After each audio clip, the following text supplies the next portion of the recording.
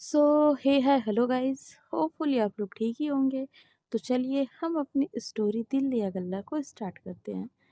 Last part में हमने सुना था कि जो नैन्सी होती है वो परी को काउच पे सोता हुआ देख लेती है और बहुत ही गुस्सा करती है।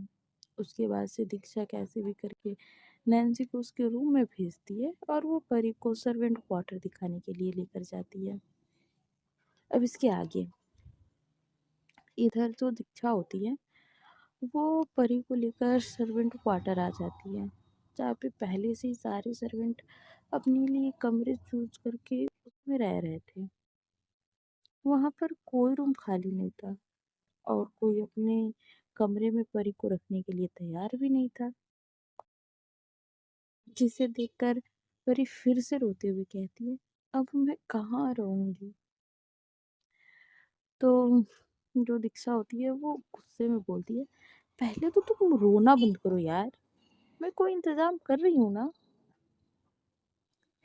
एक तो उसे परी पसंद नहीं आई और दूसरी बात ये कि उसे परी की सॉरी दूसरी बात ये कि उसका परी के हर बात पे रोना और भी अच्छा नहीं लग रहा था, जिसपे परी अपने झूठे आंसू को साफ करती हुई बोलती, अच्छा आप इंतजाम कर रहे हो। तो दीक्षा बस अपना सर हिला देती है और बोलती है, चलो मेरे साथ तुम्हारे रहने का इंतजाम कर दूँ। और फिर जो दीक्षा होती है वो उसे वापस से पैलेस के अंदर ले जाने लगती है। दीक्षा के पीछे पीछे परी भी जाती है। दीक्षा जाकर दाई माँ को जगाती है तो दाई माँ अंगड़ाई लेते हुए कहती है, क्या हुआ बेटा।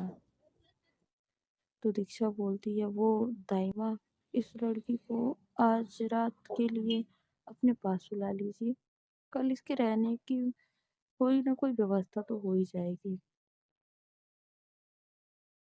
तो दाई माँ पीछे की साइड देखती हैं तो परी मासूम सी बनी हुई खड़ी थी, जैसे उसके जैसा कोई बेचारा इस दुनिया में ही नहीं है। जिस पे दाई माँ परी को अपने पास बुलाती हैं तो परी तुरंत दाई माँ के पास चली जाती है। इधर दीक्षा भी तुरंत वहां से अपने रूम में चली जाती है क्योंकि उसे बहुत जोर की नींद आ रही थी। तभी दाई माँ परी से बोलती हैं, अच्छा तुम ना मेरे साथ रहोगी। और फिर वो अपने बेड पे उसे जाके सोने के लिए बोलती हैं। इधर जो परी होती है वो जाके बेड के एक साइड लेट जाती है और दाई माँ भी दरवाज़ा बंद करके परी के बगल में आके लेट जाती हैं। इधर जो दीक्षा होती है वो जैसे ही अपने बेड पे जाती है वो तुरंत ही सो जाती है। स्नेहल भी आ गई थी और दिन भर की थकान की वजह से उसे भी बहुत जोर की नींद आ रही थी। तो स्नेहल भी अपने जूते वूते निकालती है और निकाल के फेंकती है और बेड पे लेट जाती है। लेटती ही उसे भी नींद आ जाती है। और इधर हमारी नैन्सी, वो अपने बेड पे आराम से टेक लगाए बैठी हुई लैपटॉप चला रही थी। उसे चाहे जितनी थकान हो जाए पर वो बिना काम के कभी नहीं सोती थी। नैन्सी को काम करते हुए तकरीबन रात के 2 बज गए थे। नैन्सी एक नज़र घड़ी की तरफ देखती है और लैपटॉप बंद करके आराम से लेट जाती है और कुछ ही देर में उसको नींद भी आ जाती है। इधर हम अमेरिका में देखते हैं, जो सृष्टि के भाई होते हैं वह आपस में बात कर रहे होते हैं कि क्यों ना हम अपने बिजनेस को इंडिया में शिफ्ट करें। और ये सारी बात वो अपने पापा के साथ बैठ के कर रहे थे। तभी जो उसका छोटा भाई होता है वो बोलता है, पापा कुछ दिन और। गाइस मैं कुछ कैरेक्टर्स का नाम भूल गई हूँ तो मैं मतलब फिर से दूसरा नाम हो सकता है तो रख दूँ। नहीं तो शायद से अगर वही नाम होगा तो फिर तो सही है, अगर नहीं होगा तो फिर एडजस्ट कर लेना आप लोग, ओके। हाँ, तभी जो सृष्टि के पापा आई मीन अरुण जी होते हैं वो अपने बेटे को देख के नीरज को देख के बोलते हैं, बेटा हनीमून पे कब जाने का इरादा है तुम्हारा? जिस पे जो नीरज होता है वो शर्माते हुए कहता है, पापा बस 2-3 दिन, फिर निकल रहे हैं। तो फिर अरुण जी बोलते हैं, वहाँ से लौट कर आओ, फिर हम इंडिया चले जाएंगे हमेशा के लिए। तो नीरज बोलता है, जी पापा। इधर जो नीरज की वाइफ होती है लीसा, उसको नीरज बोलता है, लीसा तुम पैकिंग कर लो, कल हम दोनों चल रहे हैं। तो वो बोलती है, ठीक है। इधर जो अरुण जी होते हैं वो कहते हैं, सही है बेटा, सृष्टि के दिए गिफ्ट से जम के फ़ायदा उठाओ, उसका अच्छे से जेब खर्च करवाना। इतना बोलकर वो हंसने लगते हैं और उनके साथ नीरज भी हंसने लगता है। तभी जो लिसा होती है अपने हाथ में पड़े नेकलेस की तरफ देखते हुए कहती है, माँ इसकी क्या ज़रूरत थी? तो जो उम, सृष्टि की मम्मी होती हैं, आई मीन स्वाति जी, वो बोलती हैं, बेटा ये हम दोनों की तरफ से तुम्हारी शादी का गिफ्ट है, हम दोनों ने बड़े प्यार से तुम्हारे लिए लिया है, तो ले लो और मना मत करो। तो जो लिसा होती है वो मान जाती है। लिसा एक अमेरिकन लड़की थी और उसने इंडियन लड़के से शादी की थी और वो पूरी तरह से इंडियन बन गई थी। लिसा ने साड़ी के साथ सिंदूर और मंगलसूत्र भी पहना हुआ था। तो लिसा तुरंत वो नेकलेस ले लेती है। तभी स्वाति जी बोलती हैं, अपना बैग वैग पैक कर लो अच्छे से, और फिर वो लिसा के गाल को प्यार से सहलाती है और चली जाती हैं। इधर जो लिसा होती है उसे आई मीन उस नेकलेस को वहीं पे रख के अपनी साड़ी वाड़ी पैक करने लगती है। इधर जो स्वाति जी होती है वो अपने हस्बैंड के पास बगल में बैठती है और पूछती है, निशान कहाँ है? तभी जो नीरज होता है वो बोलता है, मुझे नहीं पता मम्मी, वो गधा कहाँ है इस वक्त। जिस पे जो स्वाति जी होती हैं वो बोलती हैं, तो जो नीरज होता है वो अपनी मम्मी की तरफ देखते हुए कहता है, शायद वो ऑफिस में है, और इतना कह के वो हंसने लगता है। और इधर ऐसे ही ये लोग अपना बात करते हैं, फिर सारे अपने अपने रूम में सोने चले जाते हैं। और अगली सुबह जो हमारी नैन्सी होती है वो आराम से सोई होती है और सुबह के बज गए होते हैं 7। इधर दाई माँ भी सॉरी, इधर जो दाई माँ होती है परी उनके ऊपर चढ़ के सोई हुई थी। बेचारी दाई माँ रात भर उससे परेशान हो गई थी और वो तुरंत उठ जाती हैं। दाई माँ बोलती हैं, ये परी आज मुझे चैन से सोने नहीं देगी तू। इधर परी पूरे बेड पे फैल के आराम से सोई हुई थी। तो दाई माँ उसे ऐसे ही सोता छोड़ के नहाने चली जाती हैं। यहाँ सभी लोग धीरे धीरे करके तैयार होकर नीचे आ रहे थे। जो राधिका जी होती हैं वो नीचे आती हैं और तुरंत मंदिर चली जाती हैं पूजा की तैयारी के लिए। कुछ ही देर में उनके भजन की आवाज़ पूरे घर में सुनाई देने लगती है। तो जो लोग नीचे थे वो जाकर मंदिर में हाथ जोड़ के खड़े हो जाते हैं। इधर परी के कान में जब ये आवाज़ पड़ती है तो वो तुरंत अपना सर तकिए से नीचे छुपा लेती है, पर फिर भी उसके कानों में आवाज़ पड़ रही थी जिस वजह से उसे गुस्सा आ रहा था। और इसके चलते परी गुस्से से उठ के बैठ जाती है और बोलती है, क्या यार, क्या मुसीबत है यहाँ के लोगों की, चैन से सोने भी नहीं देते। और फिर परी तुरंत गुस्से से बेड से नीचे उतर के बाहर चली जाती है और बोलती है, ये इंडियंस की यही प्रॉब्लम है। इधर नीचे मंदिर में घर के आधे लोग थे और आधे लोग सो रहे थे। इधर नैन्सी की नींद उसके अलार्म से खुलती है और नींद खुलते ही वो तुरंत उठ जाती है। इस वक्त सुबह के 7:30 बज रहे थे। नैन्सी वैसे ही उठ के अपने जिम में जाती है जो उसके रूम के जस्ट बगल में ही था। यहाँ नैन्सी रोज 2-2.5 घंटे जिम में बिताया करती थी। और इधर जो परी होती है वो सबसे कुछ दूरी पे जाके खड़ी हो जाती है। कुछ देर पहले जिस चेहरे पे गुस्सा था, अब उस चेहरे पर मासूमियत आ जाती है। राधिका जी जब पूजा खत्म करती हैं तो वो सबको आरती करवाती हैं। परी को तो गुस्सा आ रहा था, पर उसके चेहरे को देखकर कोई नहीं बता सकता था कि वो अंदर से कितने गुस्से में है। इधर राधिका जी सबको आरती के दर्शन करवाती हैं। उनकी नज़र दूर खड़ी परी पे पड़ती है, तो राधिका जी परी से पूछती है, परी तुम अभी तक नहाई नहीं हो? जिस पे परी बोलती है सॉरी जिस पे परी बोलती है वो मेरे पास कपड़े नहीं है पहनने के लिए। तो राधिका जी बोलती है, ओ तो तुम परेशान मत हो, मैं तुम्हारे लिए अभी कपड़े का इंतजाम करवाती हूँ। तो परी भी अपना सर हाँ में हिला देती हैं। तो जो राधिका जी होती हैं वो खुशी से बोलती हैं, बाबू परी के लिए अपने कपड़े ले आओ, हम आज इसके लिए कपड़े मंगवा देंगे। तो खुशी होती है, वो परी की तरफ देखती है और कहती है, मम्मी इनको मेरे कपड़े होंगे? तो राधिका जी कहती है, हाँ हो जाएंगे। तो खुशी तुरंत अपने रूम में जाने लगती है, जिस पर राधिका जी उसे रोकते हुए कहती हैं, बेटा पहने हुए कपड़े मत लाना, जो तुम्हारे पास नए कपड़े हो उनमें से कोई सूट ला के दे दो।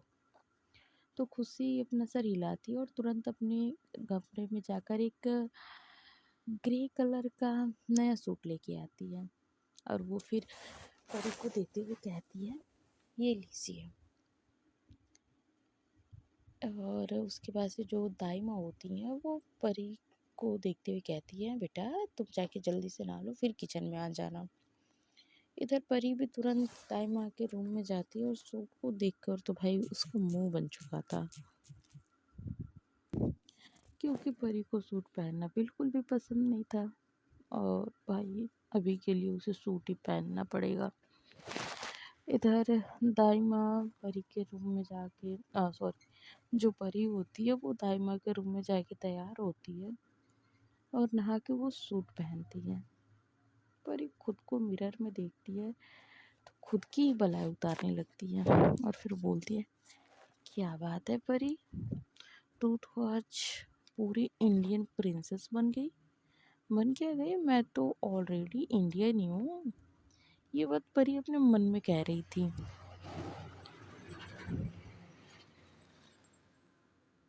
परी तुरंत अपने गीले बालों को सुखाने के लिए छोड़ती और जल्दी से बाहर आती है, क्योंकि उसे दाई माँ के साथ किचन में भी काम करवाना था।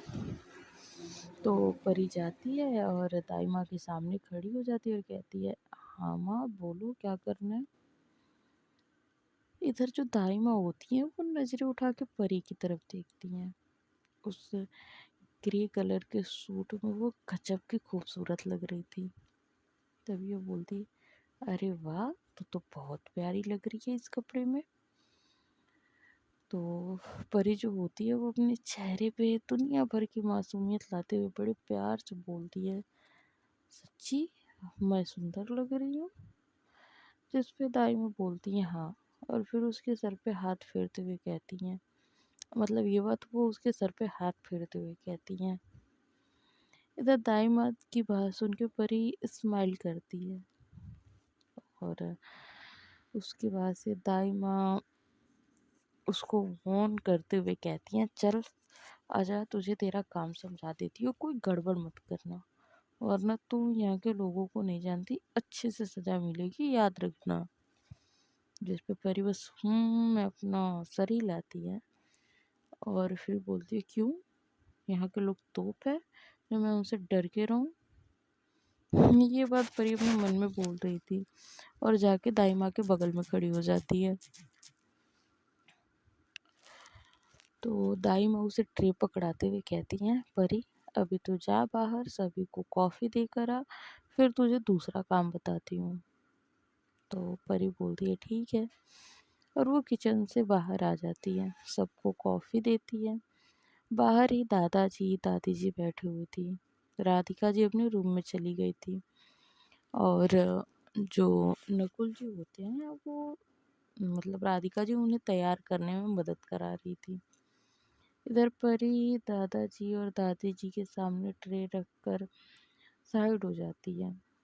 दादाजी और दादी जी एक दूसरे का मुंह देखने लगते हैं कि इस लड़की को मालूम नहीं कि बड़े को कब उठा के दिया जाता है। जिस पे दादाजी तुरंत दाई माँ को बुलाते हैं। दाई माँ दौड़ते हुए आती हैं और उनके सामने सर झुका के खड़ी हो जाती है और बोलती हैं, जी बड़ी मालकिन क्या हुआ? तो वो बोलती हैं, एक बात बताओ, तुम इस लड़की को मतलब तुमने इस लड़की को सिखाया नहीं कि बड़ों के साथ कैसा व्यवहार करना चाहिए? इसने आज तो ये गलती कर दी है, आगे से दोबारा ये गलती ना हो इसलिए इसे अच्छे से समझा देना। जिस पे जो दाई माँ होती हैं वो तुरंत अपना सर हाँ में हिला देती हैं और बोलती हैं, जी बिल्कुल। तो दादाजी बोलते हैं, अब इससे बोलो कि ये हमें कप उठा के दे। इधर जो दाई माँ होती हैं वो परी की तरफ इशारा करती हैं कि कप उठा के दे दो। जिस पे परी अभी दोनों को कप उठा के देती है और पता नहीं परी को क्यों गुस्सा आ रहा होता है, क्योंकि उसने ये सब काम तो किया नहीं होता है, तो इसलिए उसे गुस्सा भी आ रहा होता है। लेकिन बेचारी अब कर ही क्या सकती थी। उसके बाद से परी वहाँ पे खड़ी हो जाती है। इधर जो नैन्सी होती है वो अपना वर्कआउट करती है और करने के बाद से अपने रूम में वापस आती है। वो अपने अलमारी को खोलकर उसमें से टॉवल लेकर वो वॉशरूम चली जाती है। इधर वो बड़े से बाथटब में आराम से बैठी हुई थी। कुछ देर बाद वो बाथटब से निकलती है, शावर लेती है और फिर वही बाथरूम पहने हुए बाथरूम से बाहर आती है। पानी की बूंदें उसके बालों से टप टप करते हुए फर्श पे गिर रही थी और इधर नैन्सी अपना ही एक हाथ अपने बालों में फेरती है। इस वक्त उसका लुक किलर लग रहा था। कोई भी लड़की देख ले तो पक्का वहीं पे बेहोश हो जाएगी, लड़की हो या लड़का हो। यहाँ पे नैन्सी दूसरा टॉवल उठाती है और अपने बालों को सुखाकर चेंजिंग रूम में चली जाती है, जो उसके रूम के जितना ही बड़ा था। हर तरफ उसके कपड़े रखे हुए थे और पूरे चेंजिंग रूम में कपड़े, सूट, सॉक्स, वॉच और बहुत सारी चीज़ें रखी हुई थी। इधर नैन्सी एक ब्लैक कलर की 3 पीस सूट निकालती है और फिर उसे पहनती है। पहनने के बाद से वो बाकी की चीज़ें पहन के तैयार होती है। अपने बालों को अच्छे से सेट वेट करती है, परफ्यूम वर्फ्यूम लगाती है और फिर अपने रूम से बाहर निकलती है। जब वो नीचे आती है तो उसके घर के सारे मेंबर वहाँ पे मौजूद होते हैं। स्नेहल, दीक्षा, महक, इन लोगों ने भी 3 पीस का सूट ही पहना हुआ था। यहाँ पे खुशी और यथार्थ भी थे जो कॉलेज जाने के लिए तैयार हो रहे थे और वहीं पे इनके मम्मी पापा सारे लोग होते हैं। तभी जो दादी जी होती है कहती हैं, नैन्सी आ गई तो चलो ब्रेकफास्ट कर लो। जिस पे नैन्सी जाके पूरे एटीट्यूड में अपनी चेयर पे बैठ जाती है। इधर जो हमारी नैन्सी होती है वो उस घर की हेड होती है, मतलब उस घर में नैन्सी का ही राज चलता है, तो वो जाके मेन चेयर पे बैठती है। इधर मतलब एक साइड नैन्सी होती है और उसके सामने ही दादाजी की भी चेयर होती है, तो दोनों का जो चेयर होता है वो आमने सामने होता है और ये जो डाइनिंग टेबल थी इनकी, ये बहुत लंबी थी। यहाँ नैन्सी के बैठते ही बाकी के भी सारे लोग बैठते हैं। और इधर आज जो मेड्स होती हैं उन लोगों ने परी को बोला था ब्रेकफास्ट सर्व करने के लिए, तो जो दाई माँ होती हैं वो सबको इशारा करती हैं कि सबको ब्रेकफास्ट सर्व करो और सबसे पहले नैन्सी को सर्व करे, इसके बाद बाकी के मेंबर्स को। इधर परी दाई माँ का इशारा पाते ही सबसे पहले नैन्सी को ब्रेकफास्ट सर्व करने के लिए जाती है। तभी नैन्सी बिना परी की तरफ देखे हुए बोलती है, रुको। इधर जो परी होती है उसका हाथ हवा में ही अटक जाता है, मतलब रुक जाता है। उसके हाथ में नैन्सी की प्लेट थी जिसे वो टेबल पे उसके सामने रखने वाली थी, और नैन्सी के ऐसा बोलने से परी हैरान होके उसकी तरफ देखने लगती है। तभी नैन्सी बोलती है, तुम्हें ब्रेकफास्ट सर्व करने के लिए किसने कहा? नैन्सी की गुस्से भरी आवाज़ जब परी के कानों में जाती है तो उसका मन कर रहा था कि वो सीधा प्लेट ले और नैन्सी के सर पे दे मारे, पर अफसोस वो ऐसा कर नहीं सकती थी। तभी परी तुरंत मतलब अपने गले को साफ करते हुए बोलती है, वो दाई माँ ने बोला था ऐसा करने के लिए। तो नैन्सी बोलती है, दाई माँ? और फिर वो दाई माँ को आवाज़ देती है।